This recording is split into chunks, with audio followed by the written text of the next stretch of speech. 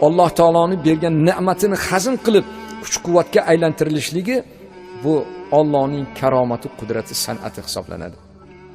Ko'z ham mana shunday qimmatli a'zolardan, ya'ni ko'z qorachug'i shunday karomat bilan yaralganki, yorug' miqdori kengayib ko'payib ketsa, ko'z qorachuqlari torayib, yorug' kamaysa kengayib turadi. Undan nur o'tib, o'sha fokus atrajatelь deydi, orqa, ya'ni fokusiga urilib, inson o'ng ko'rar ekan. Bu mo'jiza, karomatni Alloh taolo ixtiyot qilib, demak, ko'zi nozik a'zo, uni quyosh nurlari ko'z qorachug'ini kuydirib qo'ymasin deb kiprik yaratib soyabon qilganligi mo'jiza.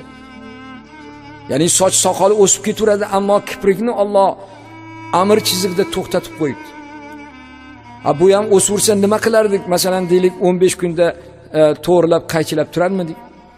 Yoki inson og'ir mehnat qilganda, masalan, ko'mir tashiganda yoki tuproqli ishlar bilan shug'ullanganda, boshlari terlab, ter orqali ko'z chuquriga mikrobli suv tushganda, inson ko'zini ishqalayman deb, ko'zini novut qilib qo'ymasin deb, ko'z tepasiga qosh o'stirib, uni amr